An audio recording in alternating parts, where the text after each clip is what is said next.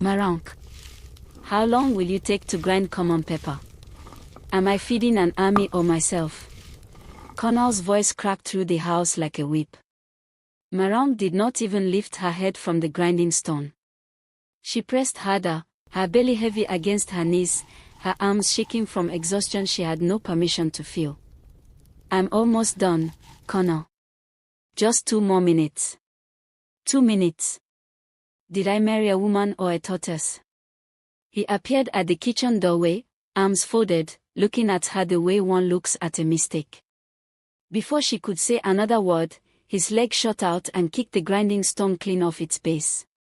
Pepper scattered across the floor, red paste smeared across the cement like a wound. Start again, he said, voice flat, like he had not just destroyed 20 minutes of her labor. And this time, do it fast. Morounke stared at the mess on the floor, then at her belly, then back at the mess. She said nothing. She only reached for a fresh handful of pepper and began again, her hands trembling, her eyes burning with tears she refused to let fall in front of him. Endure with me, she whispered, so quiet it was only for the child inside her. Just endure with me small. Things will change. She did not know yet how wrong she was. Things were about to change. Just not the way she was praying for. If you don't support men like Kunle, hit that subscribe button, like this video, and share it with someone who needs to hear it, because this community stands with every woman who has ever been made to feel small in her own home. We rise for each other here. The market was loud that afternoon, traders calling out prices, the smell of fried plantain mixing with fresh fish. Morounke sat behind her store, arranging bundles of fabric, when a young man approached, thin, tired-looking, but with sharp, hopeful eyes. Good afternoon, Ma. Please, how much is this one? Morounke looked up. Which one? The blue or the green? The blue. But honestly, Ma, I don't have the full amount. I can pay half now, half next week. She studied him for a moment. Most traders would have chased him off. She didn't. What's your name? Kunle, Ma. And what do you need this fabric for, Kunle? You don't look like someone buying cloth for himself. He laughed, embarrassed, rubbing the back of his neck. It's for my mother's birthday. I promised her something nice, but things have not been easy for me lately. What kind of things? He hesitated, then sighed. I lost my job 3 months ago. I've been doing small jobs here and there, but nothing steady. I didn't want to disappoint my mother, so I came anyway. Something about his honesty softened her. She wrapped the blue fabric and handed it to him. Take it. Pay me whenever you can. He stared at her like she had done something impossible. Ma, why would you trust me like that? You don't even know me. Because everybody deserves one person who believes them before they prove themselves, she said. Don't make me regret it. I won't, Ma. I promise you, I won't. He came back the following week, and the week after that, always with a small payment, always polite, always thanking her twice before he left. Slowly, their conversations stretched longer than business required. You're here again, Morounke said one afternoon, smiling despite herself. I finished paying off the fabric 2 weeks ago, Kunle said. I just wanted to greet you. Is that so? Or did you forget something? Maybe I forgot how to stay away. She laughed, waving a hand at him. Careful, Kunle. A trader's smile is not a proposal. I'm not asking for a proposal yet, he said, grinning. Just permission to keep coming to say hello. Permission granted. For now. Months later, he returned with a different kind of request, nervous, holding a folded piece of paper, his easy smile gone. Morounke, I want to start my own business. Transport, buying and selling goods between towns. I've studied the routes, I've spoken to 2 suppliers already, and they are willing to work with me if I can just get started. How much are you looking for? He told her the amount. It was almost everything she had saved across 3 years of trading. Morounke exhaled slowly. Kunle, that is a lot of money. I know, Ma. I know it's a lot to ask. But I promise you, when this business grows, I will pay back every kobo, with interest. I will not disappoint you. Her sister, standing nearby arranging goods, pulled her aside quickly, voice low and sharp. Morounke, are you mad? You don't know this man's family, his background, nothing. And you want to give him your life savings. I know what I'm doing. You said that about the last one too, the one from Ibadan, and he disappeared with your money and never came back. This one is different. They are always different, until they are not. Morounke looked back at Kunle, who stood waiting patiently near her stall, hope written all over his face, hands clasped like a man in prayer. I believe in him, she said quietly. Sometimes you have to bet on people before the world gives them a reason to be believed in. Her sister shook her head, but said nothing more. The business grew faster than anyone expected. Within a year, Kunle had 2 trucks running goods between towns. Within 2 years, he had a small fleet and contracts with suppliers across 3 regions. People who once looked past him on the street now called him Oga with respect in their voices. He married Morounke in a modest, joyful ceremony, her family finally softened by his success, his gratitude, the way he held her hand a little too tightly during the vows, like he was afraid she might disappear. I owe you everything, he told her that night, forehead pressed to hers. Everything I have, everything I am becoming, it started with you believing in me. Just don't forget it, she said, laughing. Promise me. I promise. But promises, like pepper left too long on the fire, have a way of burning without warning. 2 years into the marriage, Kunle sat across from her one evening, counting the day's profit, his face harder than she remembered it being when they met. I built all of this myself, you know, he said suddenly. Nobody helped me. Morounke looked up slowly from the account book. Kunle, I gave you the capital to start this business. You know that. He waved his hand, dismissive, not even looking at her. That was just more money, years ago. The real work, the growth, the contracts, the connections, I built all of that alone. That's not what you said the night we got married. That was a different time. She wanted to correct him further, to remind him of every late night she covered for his losses, every angry supplier she calmed down on his behalf, every debt she quietly settled so his name would stay clean. But something in his tone, something cold and closed, told her this was not a conversation he wanted to continue. So she let it go, the way she had started letting many things go. She did not know yet that this was only the first thread of a pattern that would pull tighter and tighter, until one day, it would strangle everything she thought she had built with him. By the 3rd year of their marriage, Kunle's business had grown beyond what either of them imagined. He now owned a small office in town, employed 6 drivers, and had begun talks of expanding into 2 more regions. But the more his name grew outside the house, the smaller he seemed to want Morounke to feel inside it. Kunle, the Adewale family invited us to their daughter's wedding this weekend, Morounke said one evening, going through the invitation card. Should I prepare something to wear? Why would you come? He asked, not even looking up from his phone. She blinked. What do you mean, why would I come? I'm your wife. These are business people, Morounke. Serious people. I need to make an impression, not bring market talk into the room. Market talk. Her voice rose slightly. That market you're insulting is what paid for your first truck. Kunle finally looked up, his eyes flat and unbothered. Must you remind me of that every single time? It's getting tired. I'll remind you until you remember it yourself. He stood, straightening his shirt. Just stay home this weekend. It's better for both of us. She watched him leave the room, something hardening quietly in her chest, a feeling she did not yet have a name for. The following month, Morounke discovered she was pregnant. She sat on the edge of the bed for a long time before telling him, her hands pressed against her stomach, tears of joy slipping down her face. When Kunle came home that evening, she could not contain herself.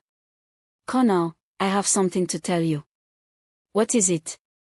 "Make it quick, I have a call in 10 minutes. I'm pregnant." He paused, phone still in his hand, his expression unreadable for a moment too long. "You're sure?" "I went to the hospital today. They confirmed it." "Okay," he said, and turned back to his phone. "That's good. That's it. That's all you have to say." "What do you want me to say, Morounke? Should I dance around the room?" He sighed, sitting on the chair across from her. "This is not a good time. The business is expanding, I have investors coming to check my books, and now this.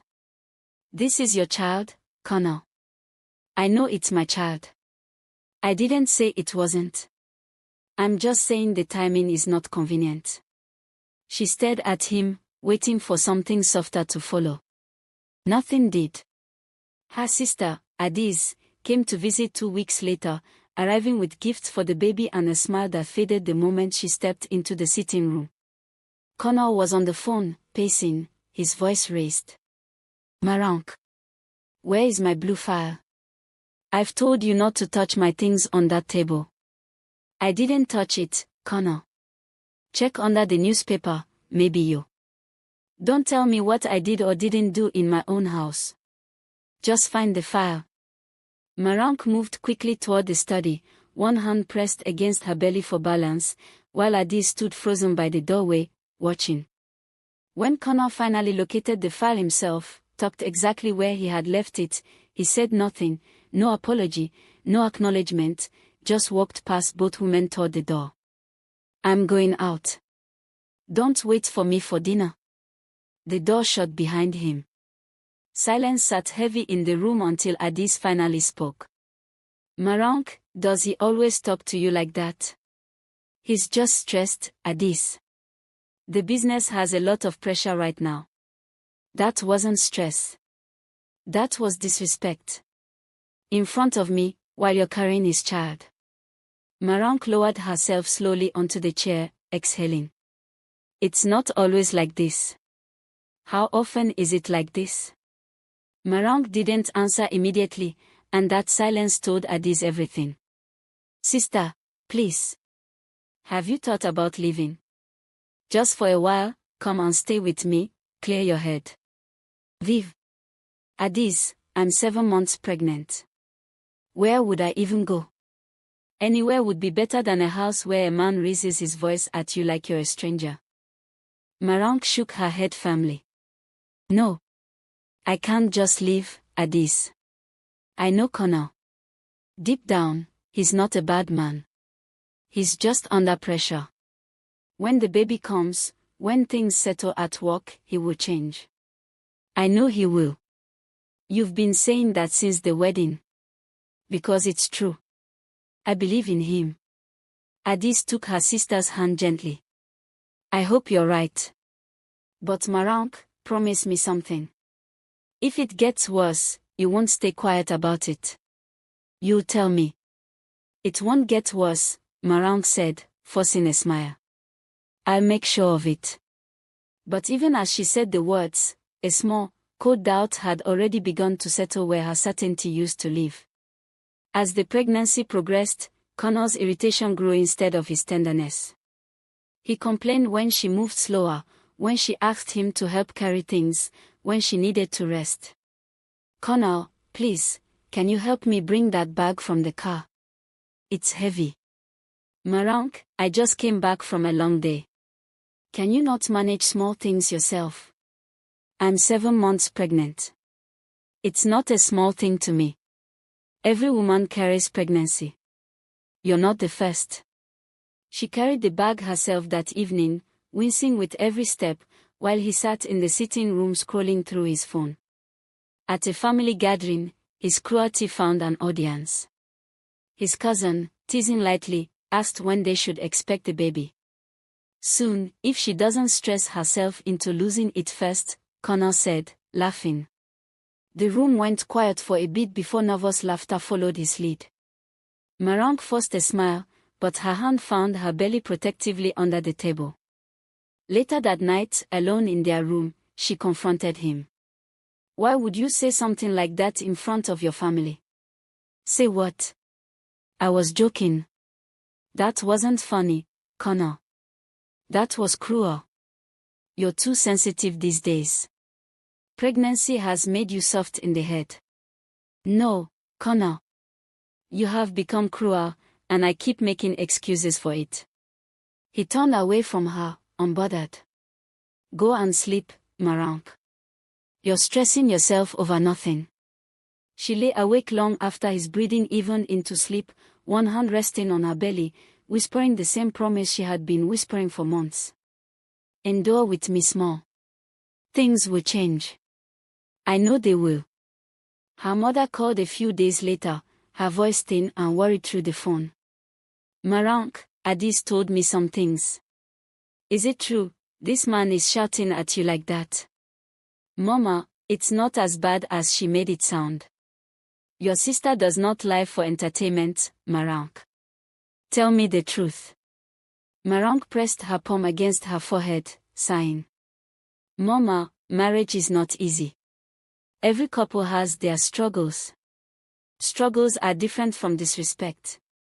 I did not raise you to shrink yourself in another man's house. I'm not shrinking, Mama. I'm just being patient. He'll change. Her mother was quiet for a long moment. I pray you're right, my daughter. I pray you're right. One evening, Morounke waited for Kunle to return from a supposed business trip, only for a friend to casually mention seeing him at a hotel in town, laughing with a woman who was clearly not a business partner. When he came home, she confronted him carefully, choosing her words like she was walking on broken glass. Kunle, Busy said she saw you at Grand Palm Hotel today. With a woman. Busy should mind her business, he said flatly, not even breaking stride as he walked past her. So you're not denying it? I don't need to explain every meeting I have to you. A meeting with a woman, at a hotel, while your wife is 7 months pregnant. He turned to face her then, his voice sharp. Are you accusing me of something, Morounke? Because if you are, be very careful. I'm asking a simple question. And I've given you my answer. Drop it. She wanted to scream, to demand real answers, but the coldness in his eyes frightened something in her, some instinct that told her pushing further that night would cost her more than she was ready to pay. So she swallowed it, the way she had swallowed so much already, and turned toward the bedroom, her hand pressed against her belly. Endure with me, she whispered again, quieter this time, like even she was beginning to doubt her own words. Just a little more. Things will change. But somewhere deep inside, a part of her had already stopped believing it. The fight started over something small, the kind of small thing that had stopped being small a long time ago.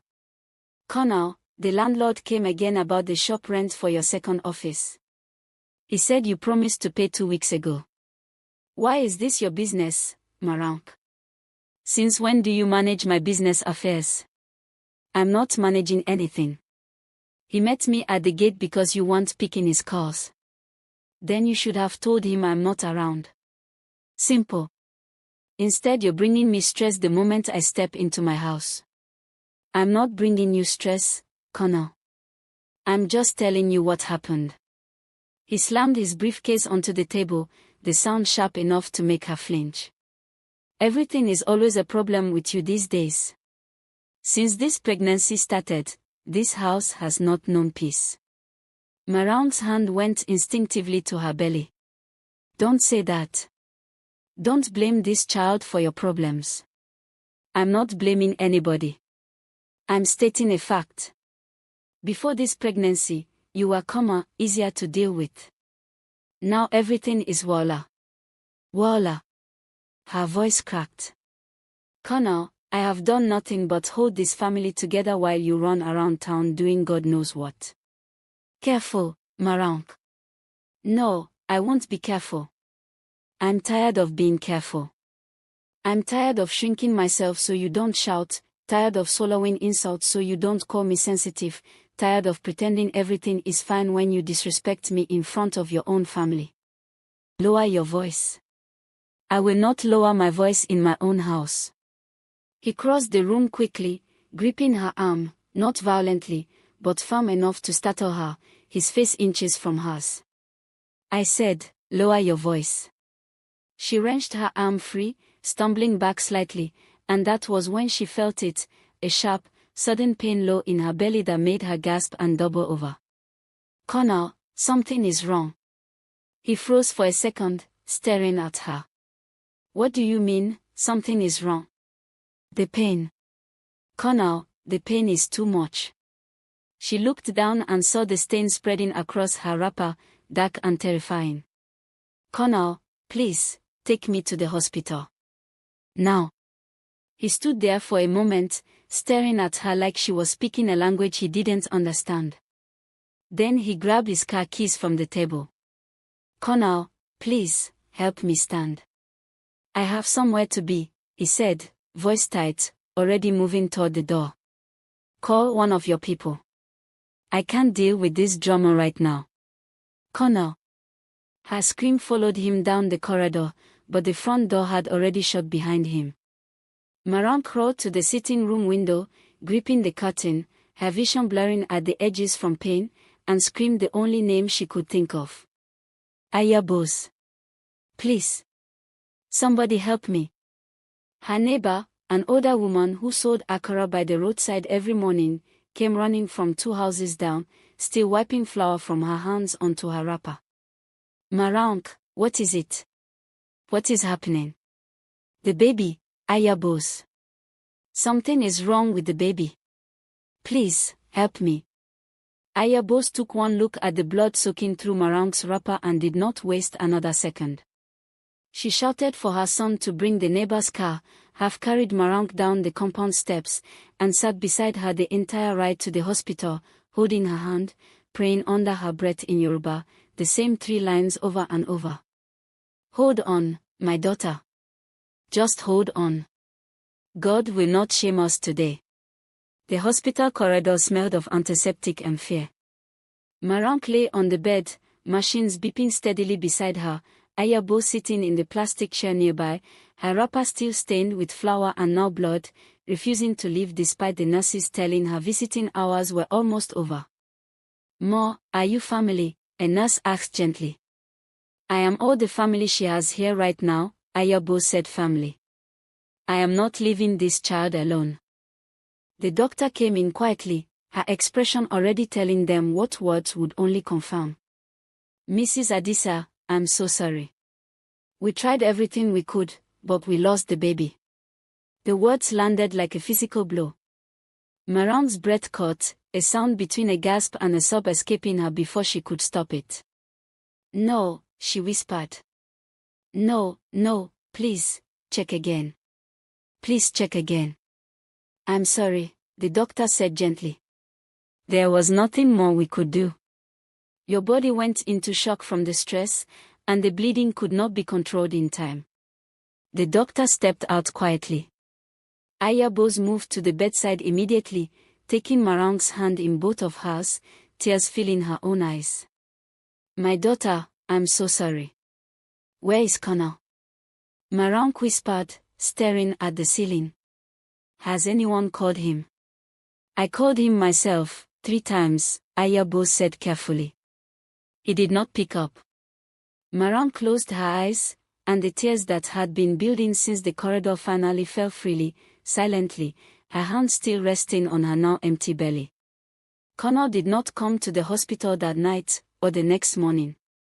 When Morounke was finally discharged 2 days later, weak, hollow, moving slowly, it was Abusive who arranged a taxi and helped her back into the house she had built with her own hands. Kunle was sitting in the living room when they walked in, his phone in his hand, not even looking up immediately. "Oh, you're back," he said, glancing at her briefly. "Good. I'm hungry. There's nothing in this house to eat since 2 days now." Morounke stood frozen by the door, Ayabosa's arm still supporting her, disbelief written across her pale face. Kunle, she said slowly. I just lost our baby. I have been in the hospital for 2 days. And the first thing you say to me is that you're hungry. I know it's painful, Morounke, but life continues. I still need to eat. My driver has been buying me food from outside and it's finishing my money. Ayabosa's mouth fell open, her grip tightening protectively around Morounke's shoulder. Kunle, have you no shame? This woman just lost a child. Your child. And you're asking her to enter the kitchen. With respect, Kunle said, not even standing up, this is between me and my wife. No shame at all, Ayabosa muttered, shaking her head as she guided Morounke gently toward the bedroom instead of the kitchen. God will judge everybody in their own time. Morounke said nothing. She simply let herself be led away, each step heavier than the last, while behind her, she heard Kunle sigh loudly and mutter to himself about how hard his life had become. That night, alone in the dark, she stared at the ceiling for a long time before whispering, not to her child this time, not to Kunle, but to herself. Never again, she said quietly. I will never endure like this again. If you are not shedding a tear right now, ask yourself if your heart still knows how to feel for another woman's pain. She lost her child. She bled alone while her husband walked out that door like she was nothing. And when she came home broken, all he wanted was food on his table. If this story has touched even one wound in you, do not carry it alone. Subscribe to this channel right now, hit that like button, and type Ayabosa in the comments, because somewhere out there, a woman going through exactly what Morounke went through needs to know she is seen tonight. Do not let her cry alone the way Morounke almost did.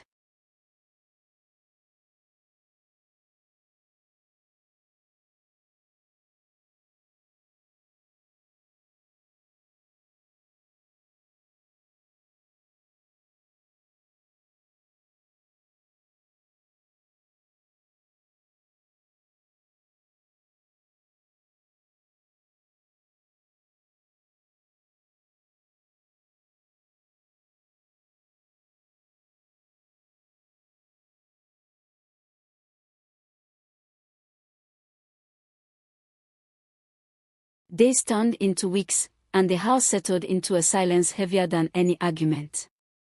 Morounke moved through her days like someone wearing a mask, cooking, cleaning, smiling when guests came, but something inside her had gone quiet in a way that frightened even her.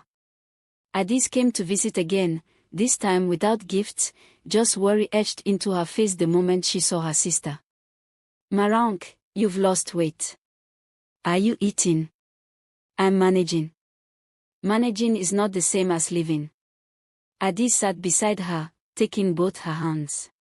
Sister, I heard what happened at the hospital. Ayabosa told Mama everything. Morounke's jaw tightened.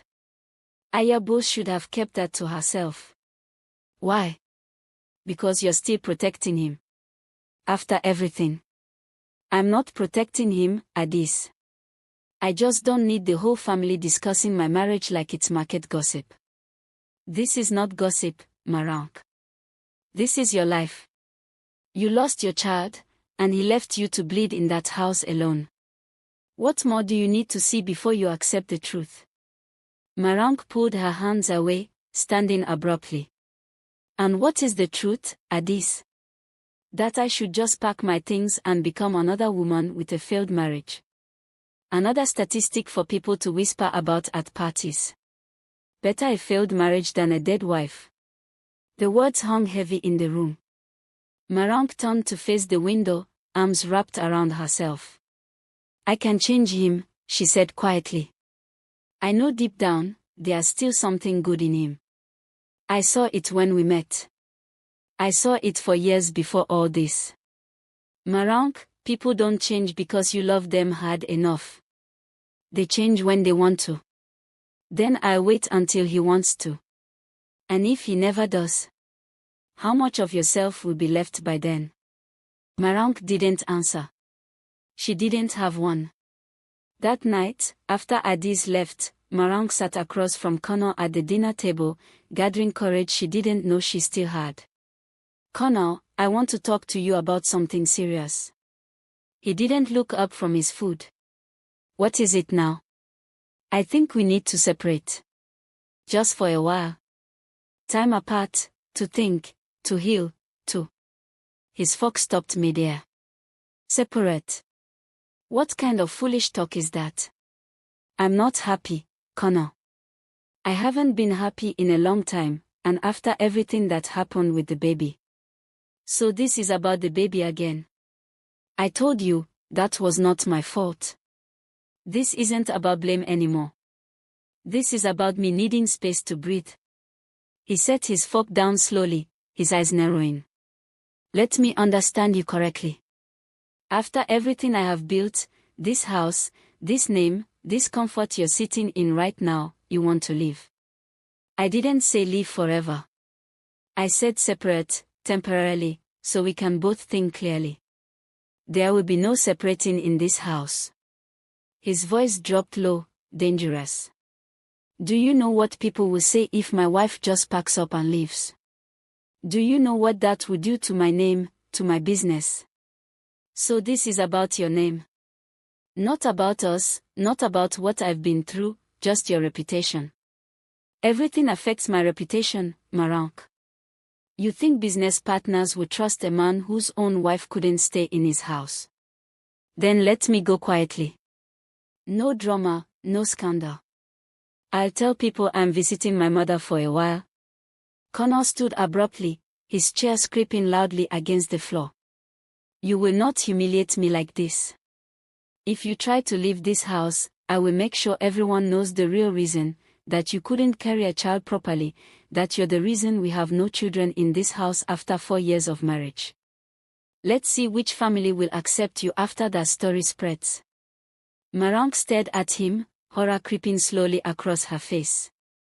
You would do that? You would use our baby's death as a weapon against me?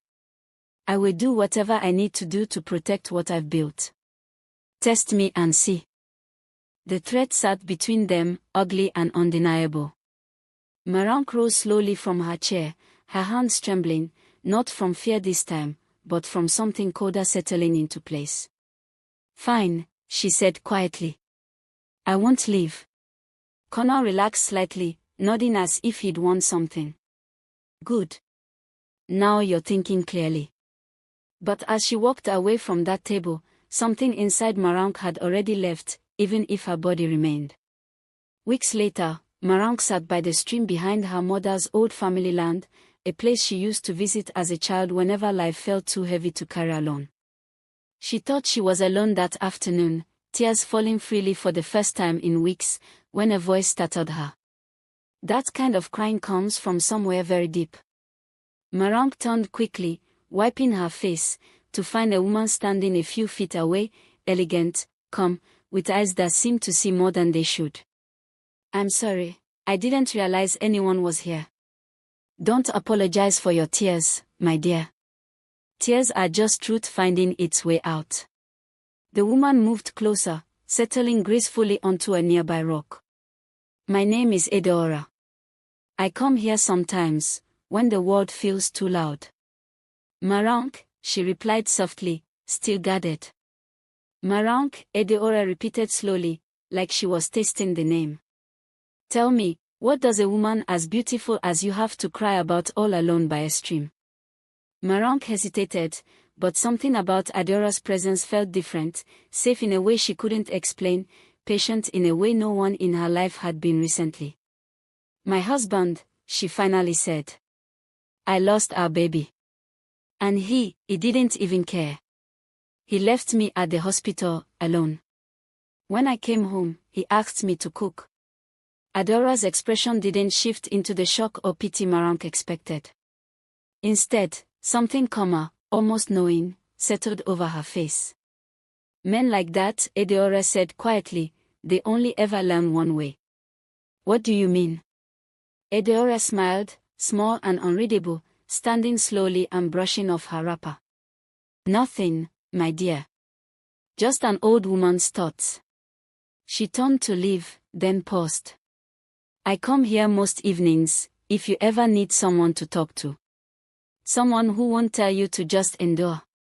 She walked away before Morounke could respond, leaving behind a strange, unsettled feeling that lingered long after she disappeared from view.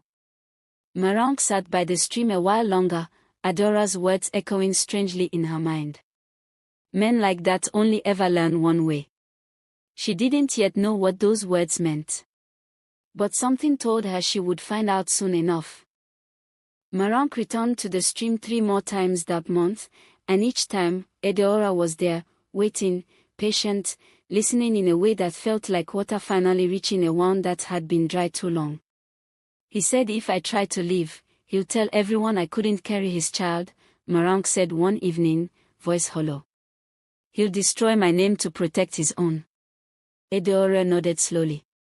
Some men only understand loss when it happens to them. What do you mean? Adora studied her for a long moment, something calculating flickering behind her calm eyes. Morounke, do you want peace? Or do you want justice? Morounke looked up sharply. What are you saying? I'm saying, my dear, that some wounds don't heal with patience. Some wounds only heal when the one who caused them finally feels what they made you feel. Morounke's heart pounded. You can do that. You can make him understand. Adora smiled, slow and certain. I can make him fall so deeply that everything he built on your pain will crumble in his own hands. But once we start this, Morounke, there is no stopping it. Are you certain that's what you want? Morounke thought of the hospital bed, of Ayabosa's tears, of Kunle asking for food while her body still ached from losing their child. She thought of every warning ignored, every excuse made, every year spent begging a man to see her as human. Yes, she said quietly, no hesitation left in her voice. I'm certain. Then go home, Adora said. Say nothing. Change nothing. Let him believe you're still the same woman he's always known. I will handle the rest. 3 weeks later, Kunle met a woman at his office, a new supplier's representative named Bisola, elegant, warm, endlessly attentive in a way Morounke had stopped being months ago, worn down by grief she carried alone. Mr. Adisa, your business sense is remarkable, Bisola said one afternoon, leaning slightly across his desk. I don't often meet men who built something from nothing the way you did. Kunle straightened, something in his chest swelling at words he hadn't heard in years. Not many people notice that anymore. They're lost, Bisola said softly. A man like you deserves someone who truly sees him. Within weeks, Kunle found reasons to call her, to meet her, to confide in her the frustrations he no longer bothered sharing at home. My wife doesn't understand pressure the way you do, he told Bisola one evening, sharing wine at a quiet restaurant. Since we lost the baby, she's become difficult. Cold. Bisola reached across the table, resting her hand gently over his. You deserve warmth, Kunle. Not coldness. Not difficulty. He looked at her hand on his, something reckless sparking behind his eyes. I don't know what's happening to me. Maybe, Bisola whispered, you're finally seeing what you deserve.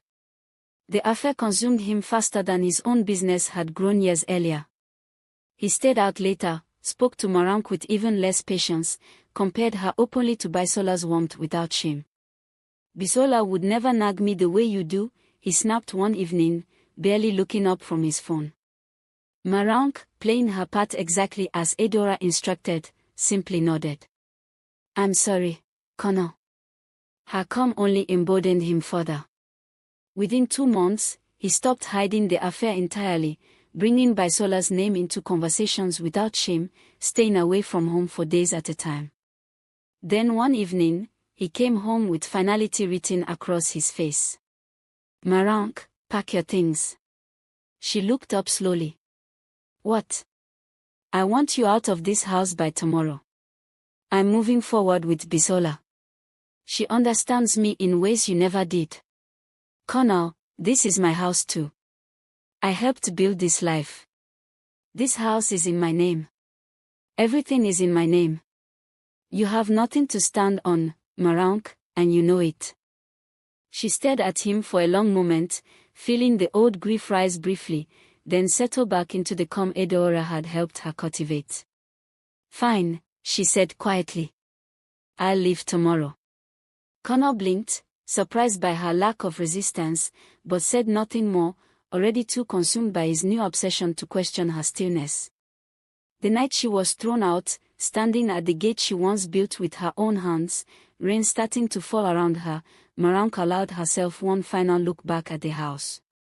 Kunle, she whispered, so quiet only she could hear it, you have no idea what you just did. She turned and walked into the rain, toward a future only she and Eudora understood was already in motion. Kunle married Bisola within 4 months, a quiet ceremony compared to his wedding with Morounke, but he didn't care, drunk on a warmth he believed he'd finally end. The change began almost immediately. Kunle, why is the account showing less than what we agreed for household expenses?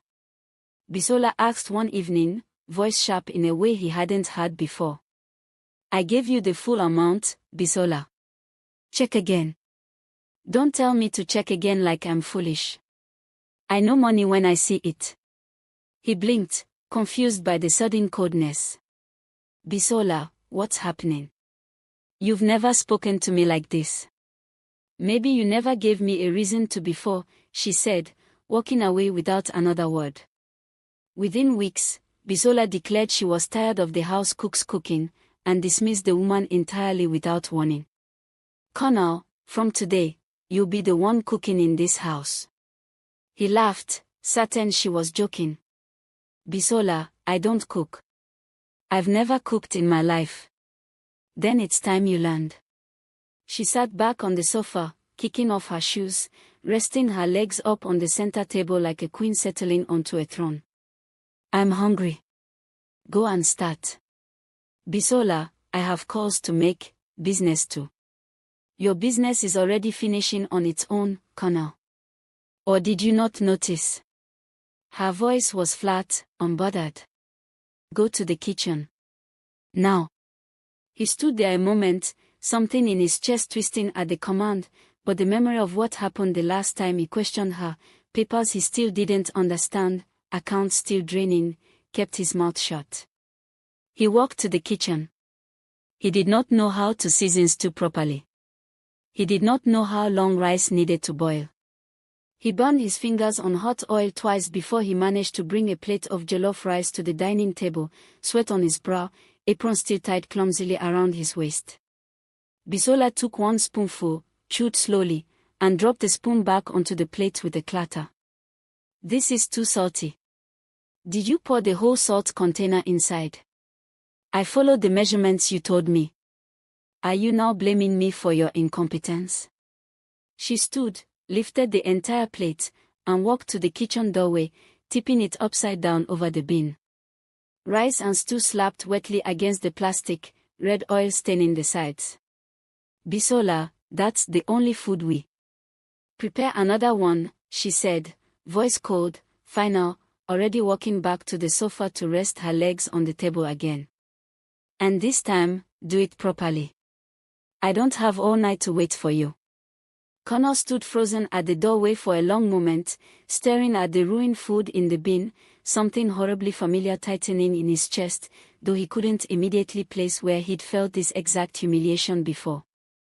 He walked back into the kitchen and began again, hands trembling slightly as he measured fresh rice into the pot. The pattern repeated itself over the following weeks. Some evenings, Bisola complained the soup was too watery. Other nights, she said the rice was undercooked, or overcooked, or lacking salt after complaining of too much just days earlier, contradictions that made no sense except as excuses to humiliate him further. Kunle, taste this yourself. Can you even taste properly, or did God forget to give you a tongue? Bisola, please, I'm trying my best. Your best is an insult. She pushed the plate away, folding her arms. Start again. One evening, exhausted, his hands raw from months of unfamiliar kitchen work, he finally snapped, voice rising for the first time since the marriage began souring. Bisola, I am tired. I have been in this kitchen since 5 o'clock. I have a business to manage, contracts falling apart, and you're here treating me like a house help. Bisola rose slowly from the sofa, crossing the room until she stood inches from him, her voice dangerously calm. A house help, she repeated softly. Is that beneath you, Kunle? Tell me, when your first wife stood over that grinding stone, pregnant, exhausted, did you care that she was tired? His mouth opened, then closed, no answer arriving in time. I didn't think so, Bisola continued. Now sit down, and eat what I decide to give you today, because I've suddenly lost my appetite for whatever you cooked. She walked past him toward the bedroom, leaving him standing alone in the kitchen, staring at pots he now recognized as instruments of a punishment he was only beginning to understand.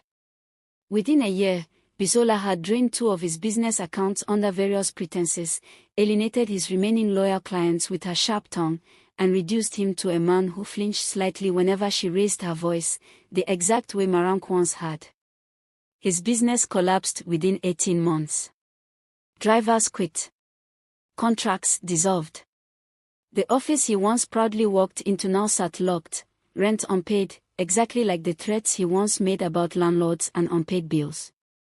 Alone, humiliated, broke, Kunle sat in a rented single room, staring at his phone, scrolling through old photos of a life he'd thrown away for warmth that turned out to be nothing but a mirror reflecting his own cruelty back at him. Word reached him eventually, the way important things always find their way back, that Morounke had opened her own transport company, thriving, respected, her name spoken with admiration in circles that once whispered pity about her. Desperate, humbled, Kunle found her office one afternoon, standing outside like a stranger asking for scraps of a kingdom he once ruled. Morounke, he said, voice barely above a whisper. You look well. She studied him for a long moment, taking in the wreckage of a man who once threw pepper stones across a kitchen floor without a second thought. What do you want, Kunle? I made mistakes. Terrible mistakes. I know that now. Bisola, she showed me things about myself I never wanted to see. He stepped closer, desperation cracking his voice. Morounke, please, give me another chance. We can start over. I've changed. Morounke almost laughed, the sound catching in her throat instead. You've changed, she repeated softly. Because someone finally treated you the way you treated me. Please, Morounke. I'm begging you. She studied him for a long moment, something calm and final settling over her features. Do you want to know something, Kunle? Something you've never known. He blinked, confused. What? Bisola didn't find you by accident. His face shifted slowly from confusion to dawning horror. What are you saying? I found her first, Kunle. Or rather, she found me, crying by a stream, broken from everything you put me through. And when she offered to teach you the lesson you refused to learn from me, I said yes. You did this? You planned all of this. I planned nothing beyond asking for justice, Kunle. Everything Bisola chose to do afterward was her own design. But yes. I sent her to you. I let you destroy yourself in the exact way you destroyed me, so you would finally understand what it feels like to be small in your own life. Kunle stumbled back, gripping the doorframe, his voice barely audible. How could you do something so evil? Morounke's calm didn't break. Evil is kicking pepper across a floor while your pregnant wife kneels in front of you. Evil is walking out while she bleeds, alone, in a hospital. Evil is asking her to cook the same day she loses your child. I simply made sure you understood evil the way I understood it, Kunle. Nothing more. He had nothing left to say, standing there hollow, gutted, watching the woman he once dismissed as replaceable stand taller than he had ever seen her.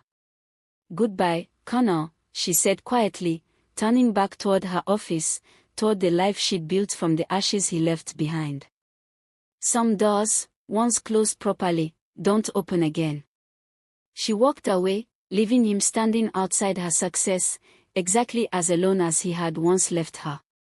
If you've ever been made to feel small, worthless, disposable, by someone who swore to protect you, let Morounke's story remind you of something important tonight. Karma does not need your permission, and it does not follow anyone's timeline but its own. Subscribe to this channel right now, hit that like button, and comment "Justice for Morounke" if you believe every woman deserves to rise exactly the way she rose. Share this with a woman who needs to hear tonight that her pain has an expiration date, and on the other side of it, waits a version of her stronger than anyone who ever hurt her imagined possible.